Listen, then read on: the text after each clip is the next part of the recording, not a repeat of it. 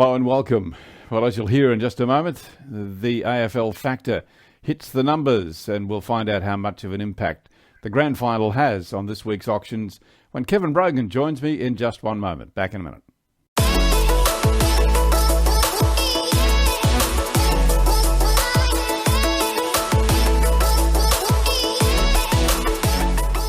Point your clients in the right direction with our range of directional signage.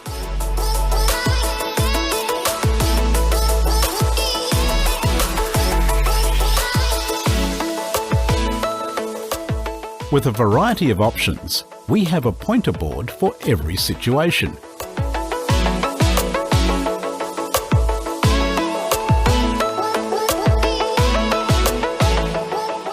Made with quality, durable materials, they're built to withstand our varying weather.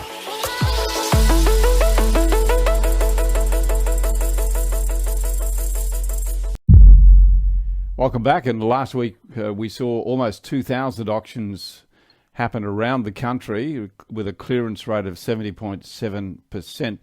Let's bring that clearance number up as we welcome Kevin Brogan from CoreLogic into the show. Good morning, Kevin, or good afternoon, Kevin. How are you? I'm very well, thanks, Kevin. And you? Good, thank you. We just scraped in at 70%, having a look at those, 70.7%. So in fairness, that's almost 71%. Oh, look, absolutely. I mean, we've become accustomed to seeing high clearance rates over recent weeks, and 70% plus is still a very strong market. Just looking at those final numbers and comparing them to last week, I think every cap city is down just a little bit, and that's contributing to that 70.7% final rate. Yeah, look, that's right. I mean, Melbourne, I think, is probably the strongest of them, staying up at almost 76% there. Sydney dropped down a fraction, just below 73%. But again, as I said, I mean, above 70% is still representative of a fairly vigorous auction market. Yeah, actually got to correct myself there, because Melbourne is actually up on last week, isn't it? I think Melbourne was 72% last week. Am I right there? You got that? Yeah, there you go. I caught you off guard. Sorry about that. No, I think you're right. I mean, Melbourne is the stronger of them. And what I think is interesting about that result is that for the week we've just reported on, we've actually got over 1,000 auctions for Melbourne. So the test of the market, if you like, by bringing extra volume on was experienced in Melbourne last week more than the other capital cities. And it didn't really seem to have any sort of obvious downward pressure on the clearance rate. It's going to be really interesting to catch up with you over the next week to see the impact of the drop in numbers, as we'll look at in the end of this show in Melbourne. A rather dramatic drop, as I said in the open, the AFL factor. But we'll come to that in just a moment. Sydney came to the party. Yes, so for next week we've got 894, so that's actually quite a jump on last week's 646. So obviously there is some interest in AFL in Sydney, but not sufficient to stop people going to auction. Well, we'll have a look at those overall numbers in just a moment. Let's have a look at the Sydney sub-regions, if we could. Firstly, what are we looking at? I think last week City and Inner South recorded the top figure. From memory, was it was a tie with Inner West, I think, wasn't it? Yeah, look, I think it was, and here again, it's the only sub-region above 80%, and it's interesting to see that Ryde, which had the highest preliminary results, when we've got a few extra results in, has revised downwards, but again, I mean, it's almost 80%. So Ryde is still putting on a fairly strong showing, even with that revision from the preliminary. Yeah, anything else stand out for you in those figures? Yeah, look, I think it's interesting to see. I mean, Baulkham Hills and Hawkesbury had a sort of golden run a couple of weeks ago, but it has now sort of reverted back to perhaps a more sustainable level of clearance rate, which we've become accustomed to, just below 60%. To a lesser extent, Sutherland as well. We saw a charge over a 2 or 3 week period in Sutherland, but that's just moderated slightly. Okay, all right. Well, let's move on to Melbourne. Again, this week we're seeing Outer East. Yeah, look, recording the top? Outer East has been the big story. I mean, that has been the sub-region in Melbourne that's really pushed ahead over the last couple of months, and we've got 74 out of 78 results and a clearance rate of above 90%. So that really is sort of leading the charge. And following the theme of the East, the inner East is also very strong and has been for the last few weeks. This week showing 83.3% with 120 results. So that's a really sort of high volume auction area. And both of those areas too, bringing in fairly good numbers. So it is quite representative of the market. As I said, going back to a comment a few moments ago, it really is going to be interesting to see what we come up with over the next week out of Melbourne with those numbers.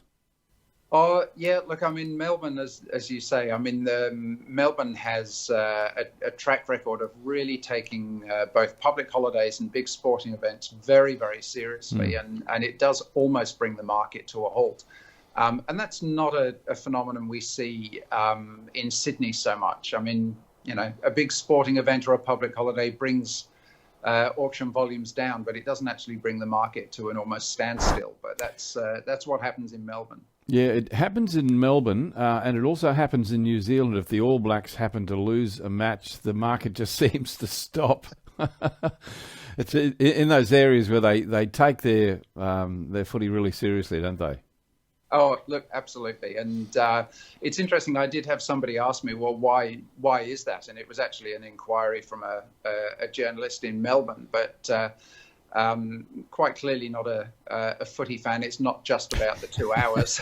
No, there's a lot more to it than that. I think we said that in our last show that it's more than just a 2 hour celebration. It's what comes before and what comes after if you're the winning team anyway. Oh, look, in particular. Yeah. Let's have a look at the auction numbers for this week. And I've got to say, Kevin, there are 84 very brave sellers and brave agents in Melbourne. 84 are the numbers for this weekend, about 1/10 of what they were last week. Oh, absolutely. And yet, if you look at what happened last year, the weekend before the grand final last year, they had 1,161 auctions, and on the grand final weekend they had 70. So it was an even more abrupt stop last time. Yeah. So only 43 of those auctions are actually happening on grand final day. Oh, okay. So half of them. The other half would be what, in rooms or on Sunday maybe? Absolutely, during the week. So that would be through the whole week. So these numbers are aggregated for the entire week. I mean, in Sydney and Melbourne, it would be 85 or 90% of auctions happen on a Saturday typically. This obviously not a typical weekend for Melbourne, and the split's probably 50-50 between Saturday and the rest of the week. I should know the answer to this question, but I'll ask it anyway. When is the NRL final, grand final? I believe that's the following weekend. Okay. So, yeah. And what traditionally happens in the Sydney market when that occurs? Does it really make much of a difference to the numbers? It doesn't have that significant an impact. I think we see a number of factors influencing the auction activity. Obviously, the seasonal one. We're coming off the back of a softer market conditions in 2018, so that's having an influence. The NRL final is one influence amongst those, and unlike in Melbourne, where AFL clearly just sort of wipes all the other influences out, in Sydney it's just a contributory influence, and it's not as strong as the seasonal one. I think our preliminary numbers for the following week are showing a reasonable level of activity in Sydney, and those numbers should be out in the next day or two. Okay. All right, so watch out for it. Kevin Brogan will rejoin me on Monday when we have a look at the first lot of flash figures out of the weekend. And don't forget, we bring you every Monday and every Friday the most accurate, up-to-date report on what's happening with auctions all around the country. And every Monday, of course, we take you into the top sales in Brisbane, Sydney, Melbourne, Adelaide, Perth, and anywhere else we think it's worthwhile letting you know about. And that's Auction Update. That's every Monday, every Friday, right here on Property TV, with the compliments of CoreLogic, and Kevin Brogan joins me then. A reminder too that Real Estate Talk is out tomorrow. We're going to have a look at some cool office environments around the world. tomorrow on the show when Fiona Ockerson joins me from Partica.